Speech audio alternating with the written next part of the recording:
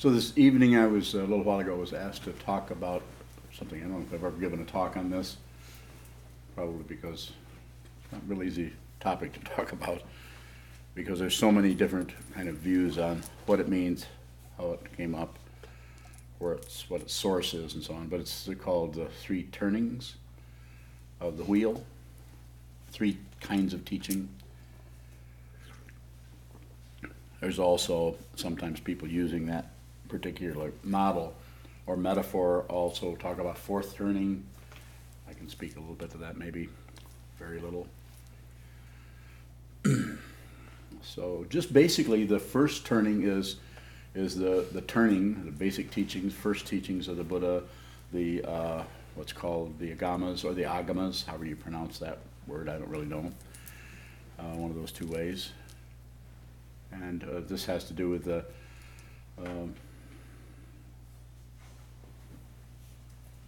talking about identity, and talks about the Four Noble Truths, the Eightfold Path, the links on the chain of existence, and all of the different relative kind of provisional teachings of the Buddha that kind of set the whole setup that has to kind of start before we actually start to begin to go into our fundamental preconceptions about everything. And then basically this is called the Hinayana, or the small vehicle.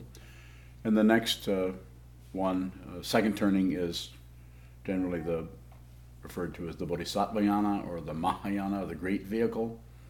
And that has to do with relative and absolute bodhicitta, wisdom, compassion. Lots of different teachings on this, lots of different sutras.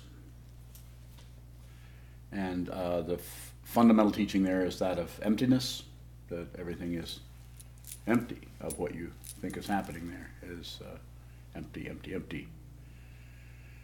So there's, the first you could say there's no self, or there's the identity part of it, it's empty of a someone. And then the next one is like, it's not only that, it's empty of something else. It's empty of other, empty of everything.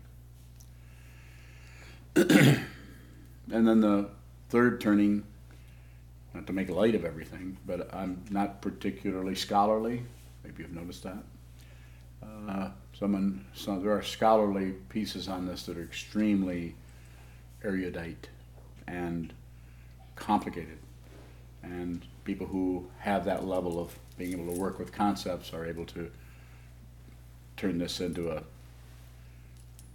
mean this descriptively, I don't mean it critically, but chicken with many feathers. They might think it's a peacock.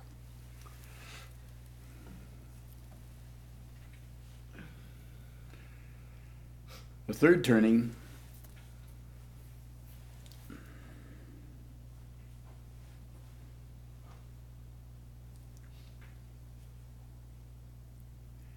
both puts an end to everything, including the emptiness. Even the emptiness is full of its own emptiness, or it's empty of its emptiness, which means it's full.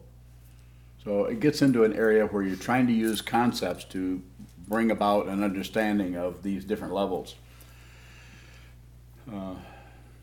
This area is also referred to as luminous emptiness, third turning. Buddha is sometimes called Buddha nature. There are various texts that point to this. I think the one is the Samgya Sutra, which we've studied here, there are right now 3 or 4 translations in the world. There's one in French, and then there's several in English. John Powers, Thomas Cleary, what's the other one? Keenan. Is it John Keenan? So, and when we study that, we study all 3 of them because it just makes it easier to know how hard it is, because they all seem to say it a different way. No one seems to be real happy with any of the translations. I think they probably should translate it themselves. I don't use this particular model, even though I think about it occasionally, because it in my own mind, it changes quite a bit, and it turns us back into some kind of conceptual platform for everything, which we can do a little bit. I've read a lot about this. Would that I had a good memory, could just draw up this quote and that quote and this quote. I can't do that.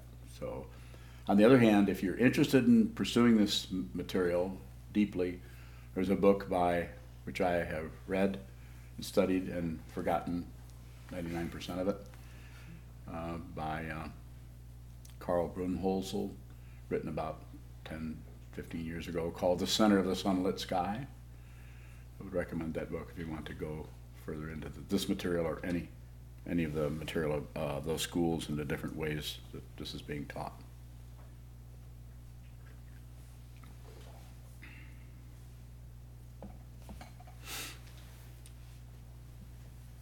So maybe some questions might be good. We can go. Just been very curious about the three turnings, and it seems like it's relatively easy to have a conceptual understanding because there's so much material, but I'm wondering about practice, how the three turnings show up in our practice and how we can relate to our practice out of that. I think the model that we often use is the ground path and fruition. I could work with that in some way.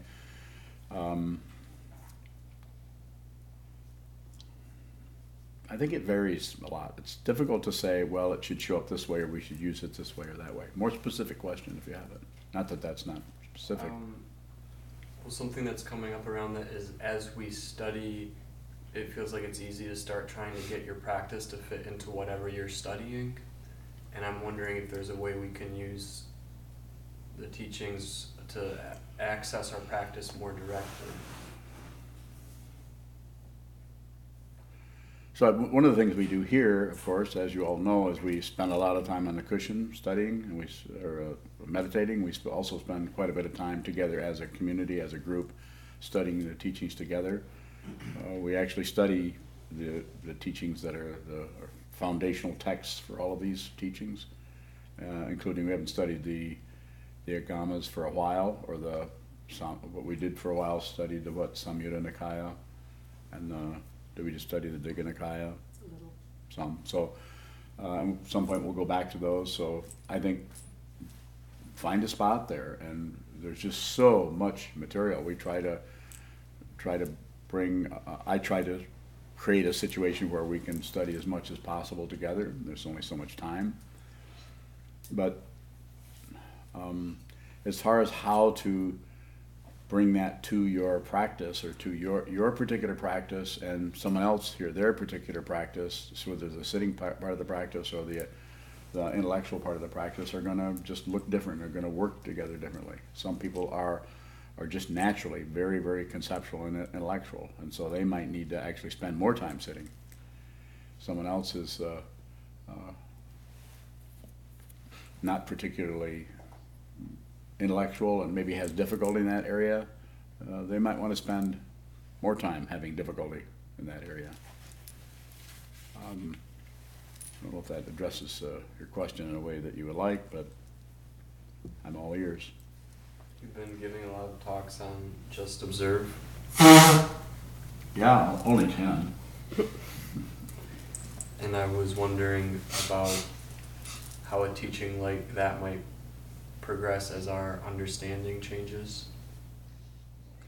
Well, the whole idea with just observe is to, so far as you can, just receive what's ever coming your way, and that is true with studying conceptual, the concepts in the teachings. As when we notice them, one of the things we'll notice maybe right away, especially when some teachers, especially someone like Dogen, who talks out of both sides of his mouth, speaks ultimately quite often using metaphors, speaks relatively and ultimately at the same time. It makes it kind of a crowded area for this ego.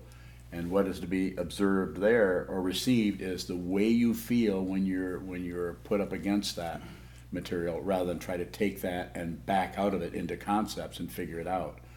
Now, if that happens naturally, then fine, go ahead and be conceptual about it.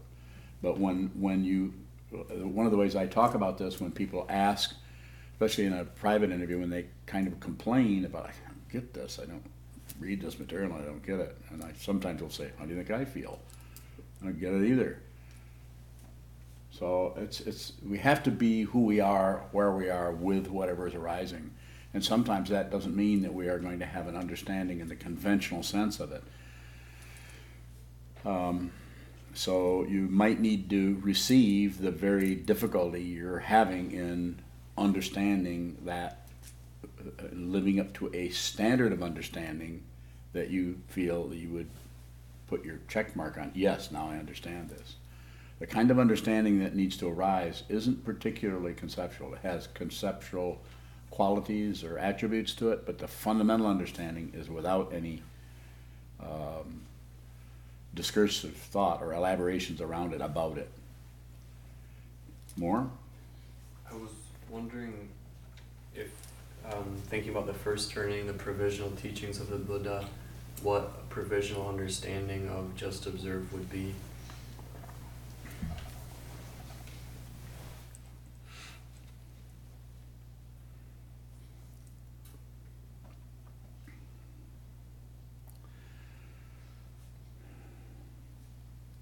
So I feel that it would be just don't add. Don't do anything with whatever you're seeing.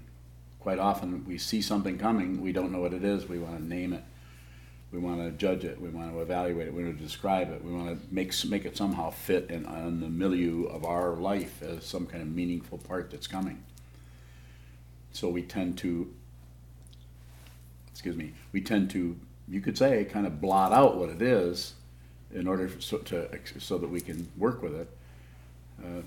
But then we're working with what we think it is or what we have imputed that it is rather than what it actually is. And so that seems to be the process of, and as I can tell, the way I'm feeling about this, the way you asked the question is, it's a process of slowly being more and more willing to look what is coming at you right in its face. And that is not comfortable, because we want a reference. Is this a good thing? Is it a bad thing? Is this threatening? Am I right? Am I wrong? Sometimes when people come to me with their practice about what's happening in their practice, they're having a great deal of difficulty in a particular area. I might say, good. And I'm not saying good because I want them to suffer. I'm saying because I've been talking to them for a while, I know the way in which they avoid, and basically saying, this is what you're going to need to look at. So I don't mean I'm happy that someone's suffering, but I'm happy that they're at least not running away from this. They're going to look at it. Just to go into the next turning with Yeah. emptiness, how would the understanding of just observe show up with an understanding of emptiness? Mm-hmm. Sit down, hold still, nothing happens. And not add something onto that, something should be happening. What usually will happen, this is a simple way of saying it, you can ask this in probably 5 or 6 different ways, if not more, might have a different response. Might have a different response to a different person. Rumi didn't like that answer.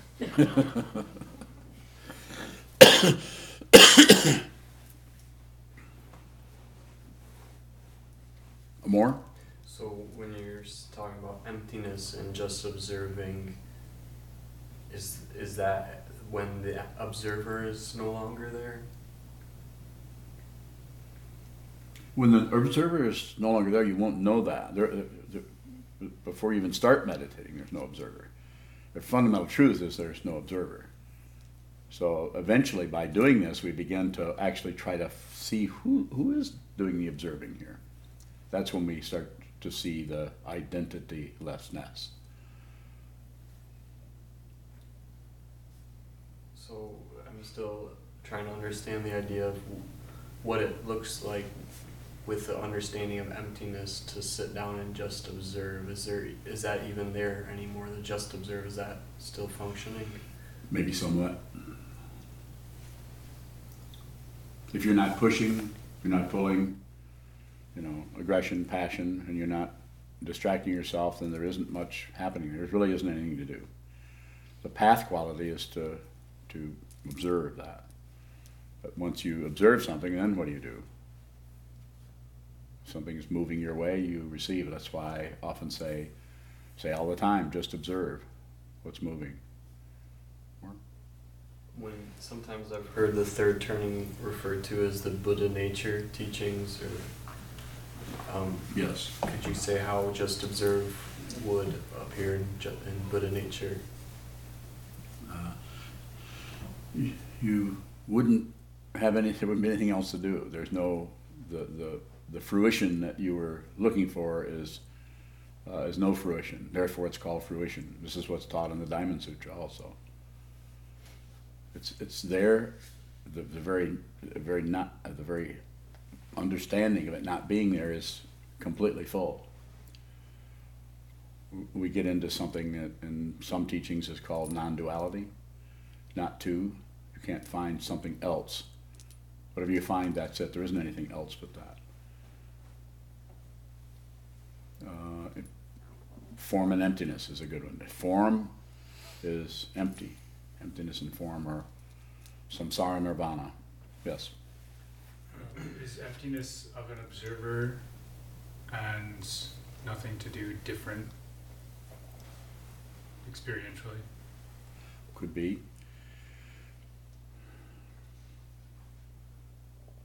More?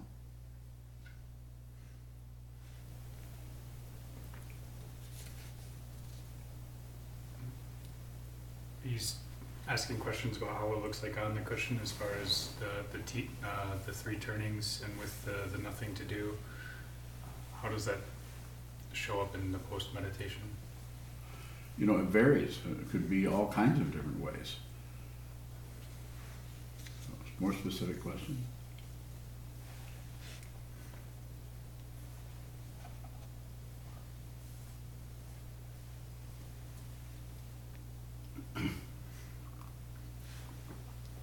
I guess what is nothing to do?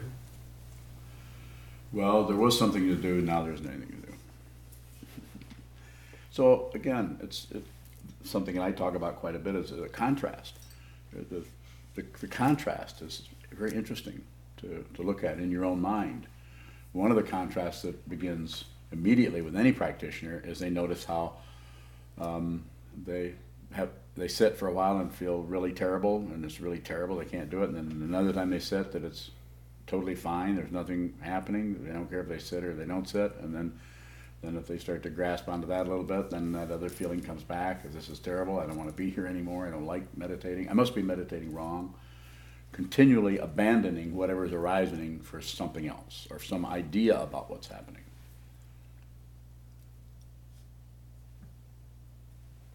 We were talking beforehand in the Samdi Normochana Sutra, it talks about one path, that there are three turnings are actually just one path. Mm-hmm. What does that mean? What does it mean for those to be one path? Well, you may have to be working with, with the first turning, second turning, or even third turning. You may have to be doing that before you realize that those are not separate from each other. It's just another way of saying that nothing is separate from anything else. It's just so broken up into parts that we have to start somewhere. So we start with, if we stumble into the teachings of the Buddha, we start with the teachings on what identity is and how that works. Passion, aggression, ignorance, how we use those three poisons to kind of continually protect and support some kind of imaginary identity that causes us to identify with this body-mind complex as being us. We actually think we are this. Who we are is not limited to this bag of stuff that is going down. As we're born, we live for a while, we deteriorate, we go back into the elements, to put it bluntly, but who we actually are doesn't go anywhere. Is there a progressive quality to the Hinayana, Mahayana, and so forth? I think there is. There's progressive to all of that. There's progressions that happen on all of those levels. Like in the Samdi Nirmachana Sutra, where they talk about the three natures. We have to have some kind of understanding of the imaginary nature, parikalpita, of how the imaginary nature covers up or changes or puts something on the dependent nature, paratantra, which is just dependent origination. Put something on that to personalize it, makes it look like there's somebody here and there's some experience happening here and we're having success over here, but this area here is not working so well, and there's this constant chatter going on, reifying this, validating this, criticizing that.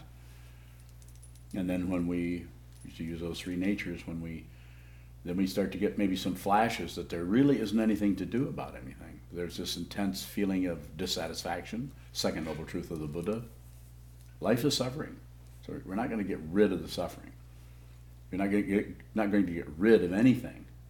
You don't need to get rid of anything. You need to see what it fundamentally is. And what is it? Dependently arisen. And when you see that it's dependently arisen, there isn't anything to do, because there isn't anyone to do anything. This doesn't mean there isn't a consciousness. This doesn't mean there isn't a light shining in one's eyes. It doesn't mean that the situation that is as it is here isn't there. It's just that it's not separate. There's no separate entity.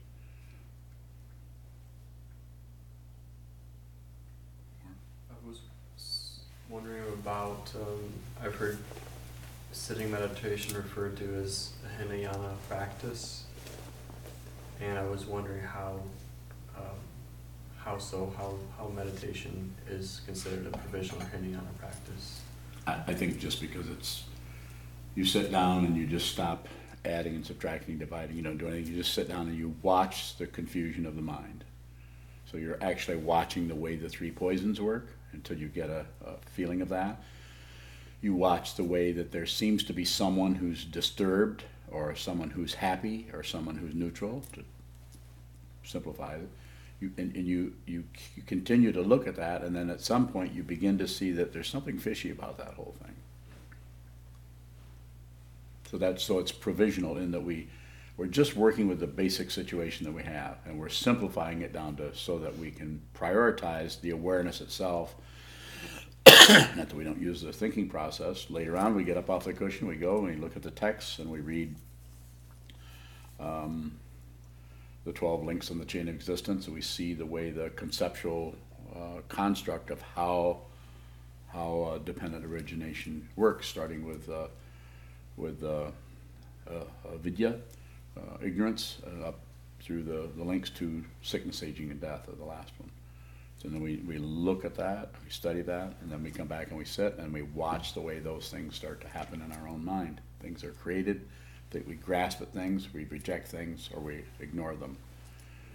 And that keeps them having their kind of illusory quality of being something we should be afraid of, something we should grasp onto, or something we don't care about more. The Hinayana, my understanding is it kind of works with right and wrong, like the Buddha's original teachings of his precepts and what you should and shouldn't do. So it seems like it inherently has a practice quality. You're practicing to get somewhere. Can you practice emptiness or Buddha nature?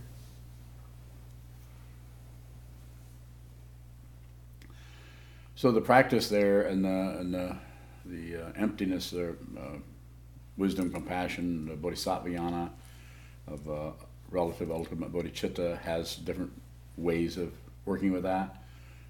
Maitri Bhavana has a way of extending oneself to others, deliberately turning around the self-centeredness that wants everything for themselves, and turning that around and hoping that others have benefit. There's a way of turning the mind around that way.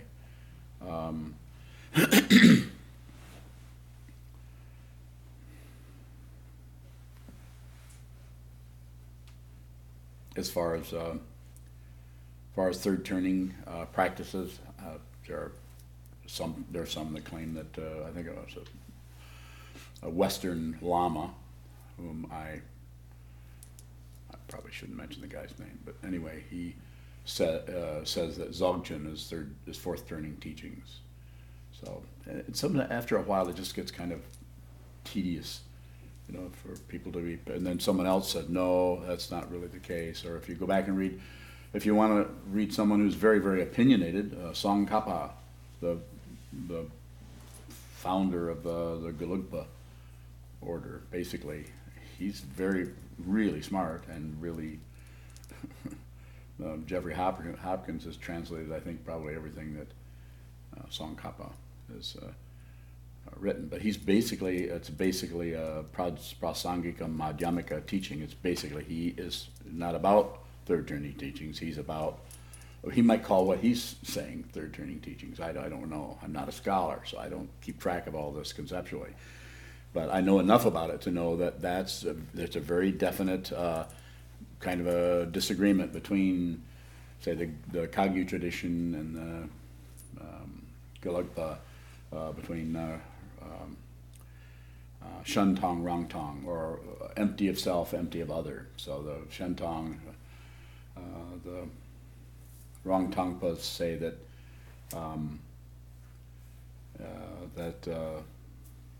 everything is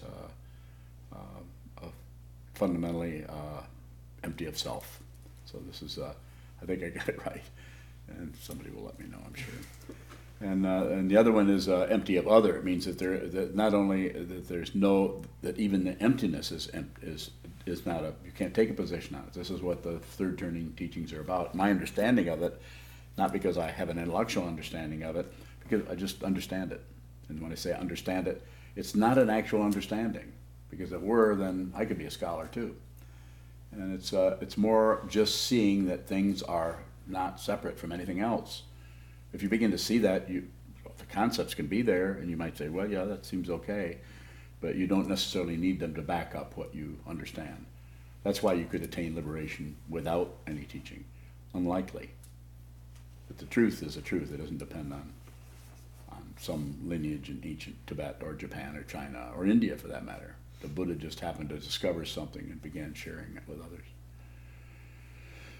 And then people break it down into different ways of working with it. Go ahead. Is it necessary to work with our own confusion before we extend ourselves to others? I think it happens at the same time. And with each person it's a little bit different. Some people are just naturally want to help everybody. They should do that. But they should also not use that as a way of covering up their own, you could say, inner work, that they're able to hide out from it because they're so busy helping others that the problem with that is that they get into any deep trouble out here and they have areas in themselves they haven't really looked at. This starts to resonate with that, and then they get the aggression, uninspected aggression themselves mixed up with the aggression in the world, or with the confusion in the world, and they project their own aggression out onto the world. Just a way of talking about it. That might not happen at all. And whereas someone else might spend more time just working on themselves, might not necessarily go out. There are ways, Shantideva talks about, and also Atisha's 7 Points of Mind Training talks about Tonglen practice, exchanging oneself for others while riding the breath. When your out breath goes out, when your in breath comes in, you're taking in all the negativity of the world, and when the out breath goes out, you're transmuting that into compassion, wisdom, and sending it out to the world. Just a very mechanical way of making things irritating to the ego. I don't really teach that so much. I would teach it individually to people. I practiced it myself quite a bit. But I don't really think it's a general practice that everyone should be doing. I think people really need to just be working with their awareness as much as possible. Maitri Bhavana is okay, because then you're not sucking in negativity. Sucking in negativity can maybe be problematic. With a practice like Maitri Bhavana, it kind of shows up as a practice for others, Yeah. and I'm wondering how it is relating to others outside of our own minds. If that's what you're relating to others as you understand them. Yeah. There are no others.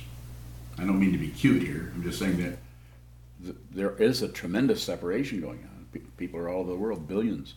Wasn't it 750 billion? I know you counted them once, was telling me about it.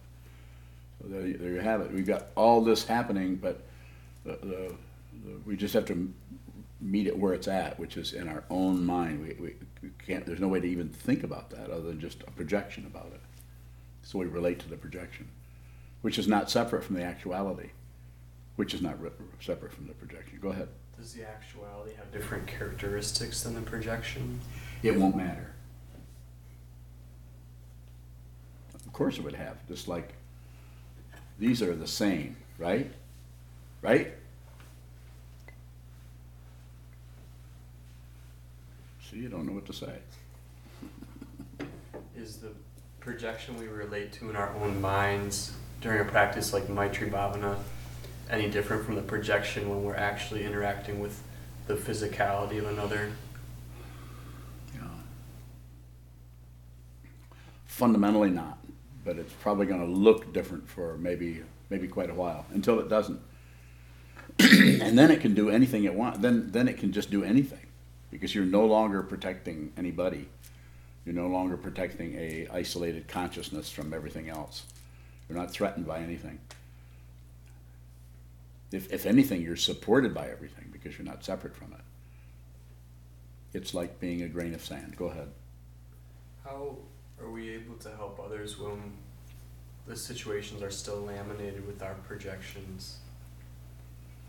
Well, if you can ask that question, that means you've been looking at them. And I would say just keep going. Quite often the conceptual understanding precedes the awakening, or the understanding that doesn't have anyone understanding anything.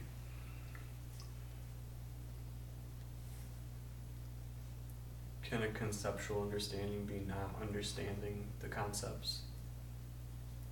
Could be. If one is fixated on or hanging on to it or opposing someone else or some other idea. That's why it's like, when I say there's just so many different ideas and speculations on, like judgments of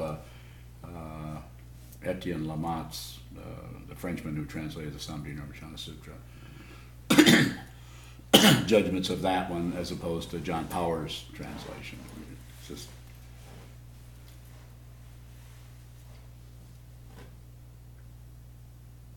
I mean, they're just people's opinions on ideas on things. I think it's quite humorous myself. I don't even speak French. Even I know somebody's French, so.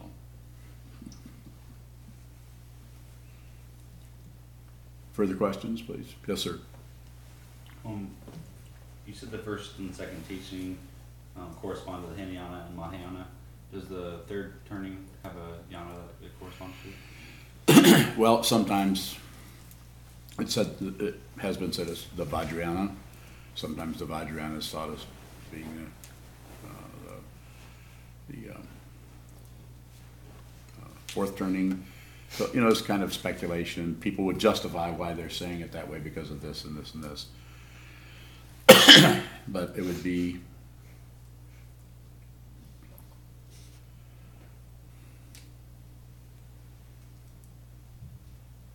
to me, it's just not locking down on the emptiness teachings of Nagarjuna.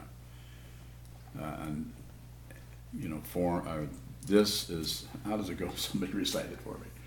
Not this, not that, not both, not neither. Yeah, the fourfold negation. Not this, not that, not both, not neither. That's like empty. It just wipes everything else. And then realizing if you can make that statement, that's also empty of what was just said. You fundamentally can't find anything separate. Or you could say you can't find anything.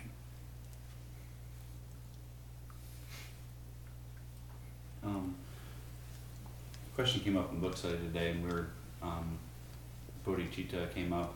What's the difference between bodhicitta and Buddha nature? So,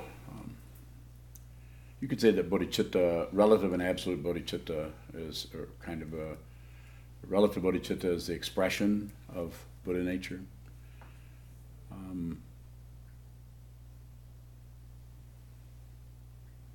there are different words that are talking about something that is the same thing but might function or be better understood in different ways by using other, the Bodhi mind, the mind of awakening. So that's, one can begin to experience bodhicitta as just a wish to awaken, some kind of understanding that one could actually see the fundamental truth of everything. And having that aspiration of a bodhisattva path, especially if you start to see there isn't anyone here, and then you see you're not spending too much time with your own suffering anymore. It's still there, you're still suffering, but there's no solid person there, so nothing lasts very long. Whereas everywhere else, people have got their head way up their armpit, and they're miserable. And not only are they miserable, but they're so miserable they're hiding their misery by torturing others. It's called blame. You can actually get rid of something if you can accuse someone else. The interesting thing is, even if they did something else, the very blaming situation just is so circular. So the person who actually, say, committed some difficulty or some bad thing that you're blaming, they're also, insofar as there's anyone there at all, the victim of causes and conditions that are untraceable and unstoppable. More. It's often talked about that everyone has or everyone is Buddha nature. Are there people that don't have bodhicitta? I don't think couldn't say that there are people that don't have it. There are people who are extremely confused and extremely terrified, and they're so terrified they don't know they're afraid. We all know people who act in such a way that you can see that they don't know that they're afraid, because they're so covered up with their wonderfulness, or their accomplishment, or their pride, or their all of that. So they don't realize that underneath that is intense fear. And fear can, once that covering is temporary. This body only lasts so long, so once that starts to collapse, there's no, I'm not threatening anything. I'm not saying that you're going to get your just comeuppance for all this pretense that you've been living under, but causes and conditions, it's hard to say what happens. There's a good possibility one would have to eventually experience that fear. Or maybe not. Maybe there's a pot of gold at the end of the rainbow. But you gotta have some place to spend it. Anybody here ever spent a pot of gold?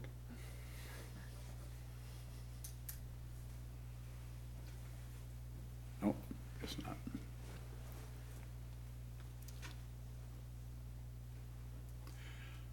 Pots and gold, Acapulco gold? Anybody heard of that? I should be quiet before I get in trouble. Get in trouble here in a minute.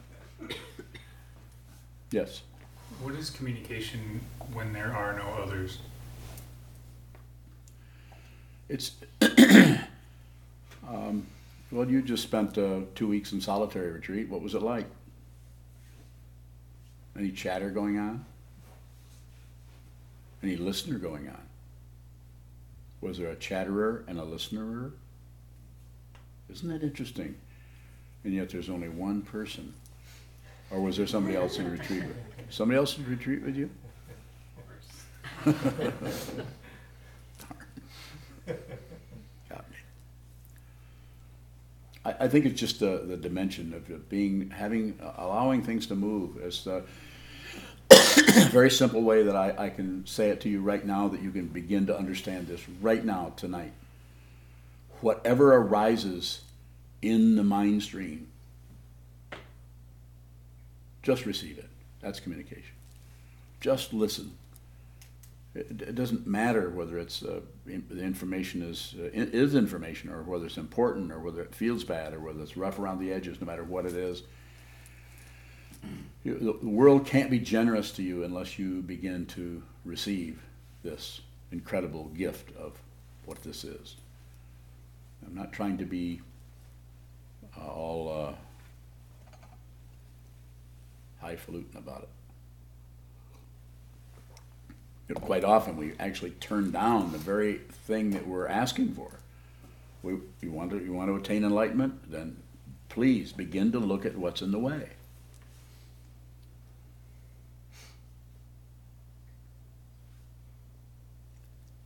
Is there any truth in our projections? Well, there's some. It's called relative truth. Ultimately, no, because it's not separate. So it's not separate from anything else. So the whole plus and minus, the whole personality of winning and losing, or living and dying, or any polarity is gone. We actually begin to see that in your life, in your own, the things that are happening in your life. Ego does not want to see that because it doesn't reinforce the self-centeredness. In the ultimate sense, does that make projections false? True and false is beside the point. When you're talking about the ultimate, we're talking about ultimate truth. Is that what you're asking about? Yeah. Then everything else is just, black and white. It's just the way ultimate truth breaks down into parts. Black, white. Up, down, back, forth, right, wrong. Live, living, dying. All the polarities you can think about. Find a polarity that doesn't have an opposite. Can you find one? Can you make a statement about anything that doesn't have some other statement? I'm not saying it can't be done, it's just that I don't know what it would be.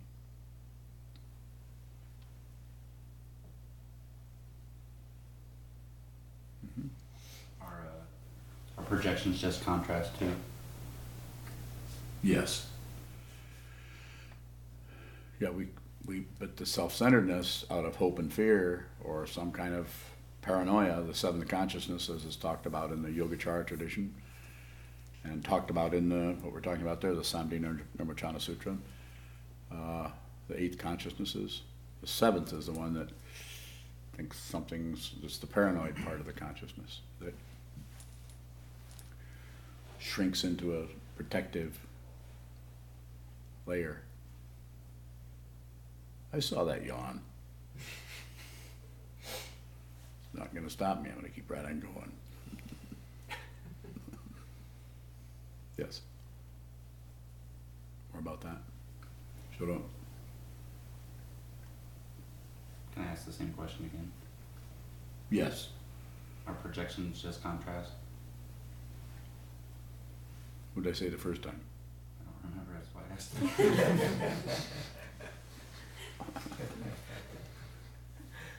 My memory must have rubbed off on you or something. Want to ask that again? Are projections contrast? Yes. And that was what I said the first time, wasn't it? She takes notes. I said yes. Lie number 23, lie number 24. Not line, lie. Mm-hmm. Further questions? Got a few minutes left. Yes, Michelle. So earlier when you were talking about, let's say we're sitting in book study and Bill Waldron's The Buddha Unconscious comes up. And Bill Walden, the Buddha's Unconscious. Are we still studying that? Yeah. Thanks to Bill. Let's go ahead. And I'm sitting there and I'm not grasping a lick of anything. And I am just, what you're suggesting is just to sit there and just notice how I'm kind Yeah. of rejecting, or just kind of just being like, this just, I'm just not I'm saying that. getting this, and there's really nothing there to really understand. What's happening is your understanding of understanding is beginning to change. Your understanding, what you impute the whole idea of understanding is, We're not, that's why the whole idea of giving young people tests and so on, just such a misunderstanding of human intelligence. It's just a very low level, materialistic approach to it. So yes, just be aware of your inability to grasp things in the way that maybe the person right next to you, who seems to very good at reading this and then maybe paraphrasing that, you know, like Professor Waldron is, you know, quite the adept at that. Just like Bruce is very good. Bruce Nelson is very good at taking the material that he's talking about, asking questions about it, and he can respond in without leaving that language and going into something else. He can actually use that language because of his ability to do that. I'm not even complimenting them, these men. Just saying that it's just something they're able to do. Part of it is being born with that ability, and another is working on it for years and years. So, but what you're experiencing is totally appropriate. You know, some people may not have what you're having. Some people may have another version of that. But reading something, a text, especially in Buddhism, because it's always getting ready to take you off the deep end. It's talking about emptiness teachings or a Buddhist unconscious, the way that works with the 8 forms of consciousness and so on. It's always moving you towards a deeper and deeper understanding of it. So your, say, frustration over that is actually how it feels to learn that. It doesn't mean you're necessarily going to get added on little tidbits of information you can memorize so you can pass a test. You already know that. But I'm saying just stick with the frustration. Difficult, but I think it's important. That's why we do so much of that studying here, because that part of our thinking process, our mind, needs to be exercised in that way. We need to go in there and feel the intellectual muscles in that area are not quite often challenged. Not used to using those because they work a little bit differently than just the general straightforward logic. Logic works too, up to a point.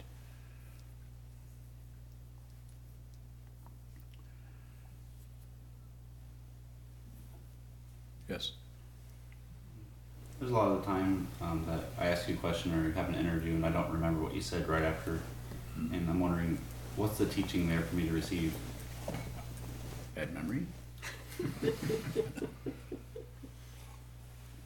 I'm taking after my teacher. That's probably some distraction going on there, just to notice that that's happening. Probably something that's happening in the mind that you're not particularly tracking, but you're realizing after you realize that you have forgotten that. I forget stuff constantly, but I think part of that is low IQ level and also very, very old. Yeah, or did I get that backwards? Transcendental dyslexia, yes. Does understanding depend on content? Well, a little bit. Initially, the first provisional teachings and so on is very much about that. To start with, you have to start with some kind of agreed upon situation. Life is suffering. The cause is the desire, the goal, and the path, or the four marks, 3 marks, 4 marks of existence.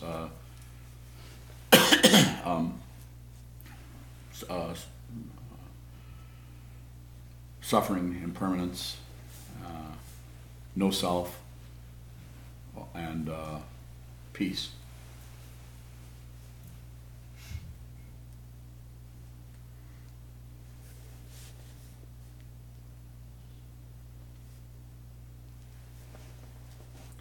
One final question if you have it. Excellent. Thank you so much.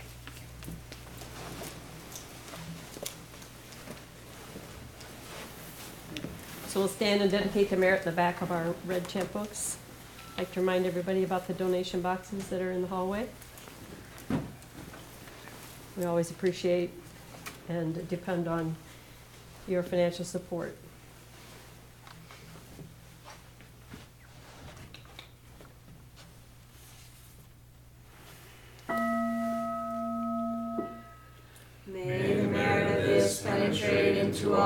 choices so that we and every sentient being together can realize the Buddha's way. Jiho Sanji Shifu Shison Musa Moko Sa Moko Jaoromi. The 10 directions, the 3 worlds, all Buddhas, all venerable ones, Bodhisattvas, Mahasattvas, the great Prajna Paramita.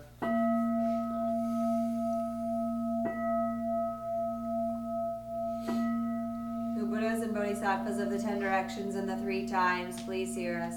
Please come down out of the light and protect Sokukoji Buddhist Temple Monastery, our Sangha, families, friends, and visitors. Heal everyone who is unhappy, sick, or suffering, and fill them with light.